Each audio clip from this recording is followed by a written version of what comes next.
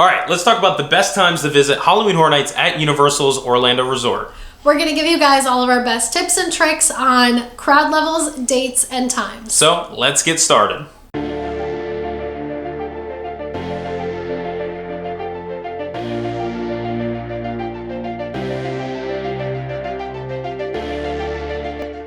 Welcome back to the channel, everybody. Now, today's video, we're talking about the best times to visit HHN Orlando. As some of you know, Universal's already released those dates for the event, being September 3rd through October 31st. Now, we're gonna go ahead and break it down to specific categories where they're gonna be based on the times of the month that you should go, the days of the week, as well as the specific times you should arrive at the event. Starting off with the best times of the month to go. We also wanted to break this section down into 3 separate categories because we all know that the best time of the month may be different for whatever you're looking for. Depending on the experience you guys want to have. Yeah. Now, if you're an Orlando local, an annual pass holder, or you just go to HHN a lot, you may be interested in going for the full atmosphere. Now, the best weeks to get this full atmosphere effect, we believe, is going to be opening week as well as Halloween week. Now, these weeks usually give you the most incredible feeling that you can have at HHN. Yeah, opening week is really fun because it's typically a lot of diehard fans, people that just want to be at Halloween Horror Nights. And it's the first week, they've been waiting all year for it, and it's just like such an exciting feeling. And then Halloween week is also a lot of fun for obvious reasons. Halloween. But do keep in mind that these are typically the busiest weeks of the event. Extremely busy. Now, if your top priority is to go through all the houses and have the least amount of crowds possible, you're looking to go between early and mid-September. Now, the second week to mid-September, usually you're going to be experiencing the lowest crowds at HHN, so that means you get the lowest wait times and you get a little bit of space going through all the scare zones there. Yeah, this is a great option if you really want to get through all of the houses during your trip, but you don't want to spend the extra money on Express Pass. Now, if you don't know what Express Pass is, don't worry. We will be covering that along with ticketing options, pricing, stay and scream, scare actor dining, everything in upcoming videos.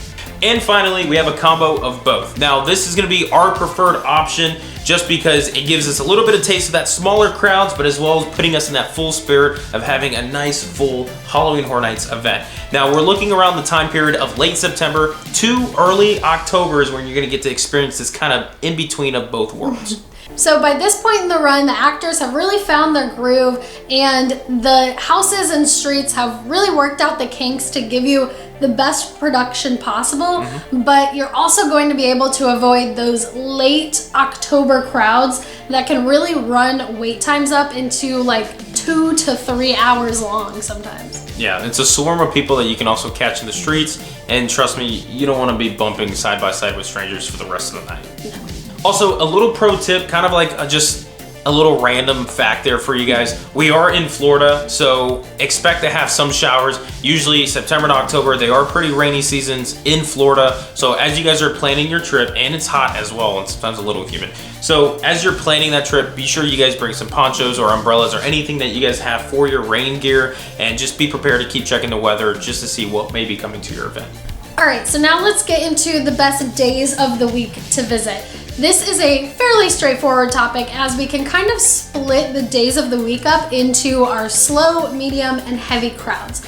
So our heaviest crowds are not surprisingly going to be on Friday and Saturday nights. Your weekend crowds are also going to be more teenagers and heavy drinkers. So do with that information as you will.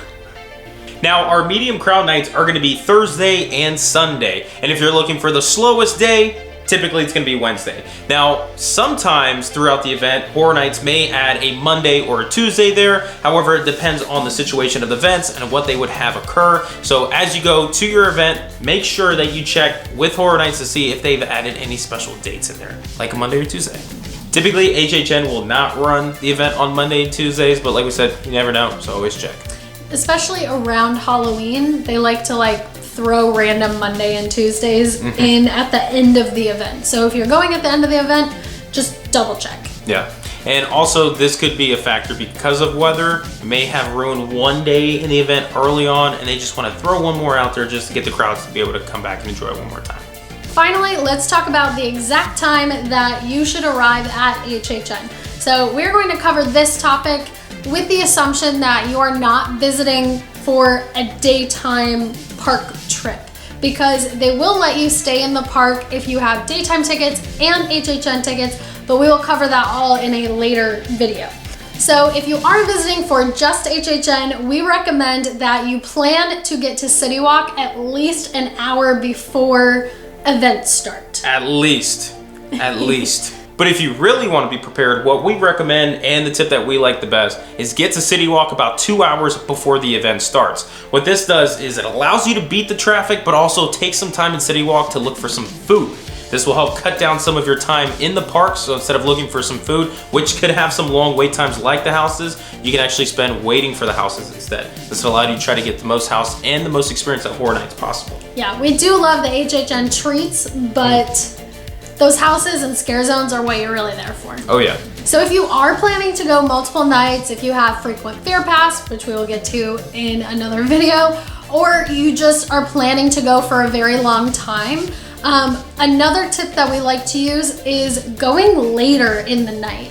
And this isn't a tip that you want to use if it's your only time going, or if Do not take this tip. or if you're only going for a week or so. But if you do plan to go to the event multiple nights throughout the run, we like to get there a little bit later, because some people won't make it till 2, 3 a.m. and the crowds die down a little bit in those late hours of the last few hours of the event. Yeah, so a lot of those people that do show up for the opening of the event, they'll probably hang around until maybe 11 o'clock or midnight, and they tire out. Now, like we said, if you're first time visit, don't do this tip here. We really prefer this for the ones who visit the most throughout the event as much as possible, because usually you see those crowds start to leave around 11 o'clock, midnight, but guess what? Horror Nights is open for another like hour or two, so this allows you to pop in around midnight if you get the time. That means if you don't work in the morning, you can pop in around midnight, get a few houses, maybe a little snack and stuff, and call it a night. Also, like we said before, we do recommend getting there as early as you can to the event, because that line to get into the parking garage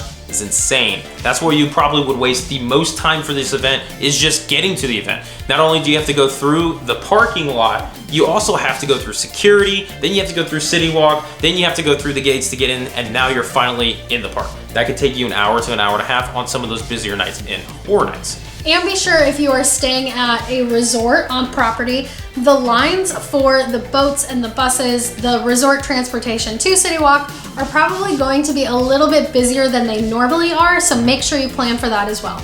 Not only are they just going to be busy from people showing up to the event, but the park does close earlier, so the event could start getting prepared for those Horror Nights guests to show up, and the regular crowds in operation, they start to leave the park. So not only are you getting a fluctuate of people running into the park, you're getting everybody leaving as well who are not staying for Halloween Horror Nights. So that's why we do recommend getting there as early as possible.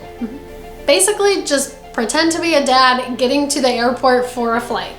Get there about 5 hours early. Come on, kids. All right, now we know that is a lot of info there, so let's go ahead and sum it up for you guys. So first, be sure to choose what type of experience you're wanting to get. If you are looking for the shortest wait times and the smallest crowds, then you're gonna want to go early to mid-September. Now, if you want the short crowds, but you also like to prioritize the atmosphere, then you're gonna wanna go late September to early October. But don't worry, no matter what day you pick, you're gonna have an awesome time. You'll find the smallest crowds Monday through Wednesday, and you'll find the largest and busiest crowds being Friday and Saturday. And be sure to double check what days the event is running that particular week. And finally, plan to arrive early. The lines for parking, security, ticketing, and the main entrance can get pretty long, and you really don't want to be still waiting in security 30 minutes into the event. Now, we hope some of these tips were useful for you guys when planning your Halloween Horror Nights experience, not only this year, but for future years and experiences to come. If you guys enjoyed this video, be sure to give it a thumbs up, for it does help the channel out. And if you haven't done so already, be sure to subscribe, because we have much more tips and tricks to give you guys for Halloween Horror Nights, Disney, and Universal. So thanks so much again, guys, for watching the channel. We'll catch you guys in the next one. Bye. Bye, guys.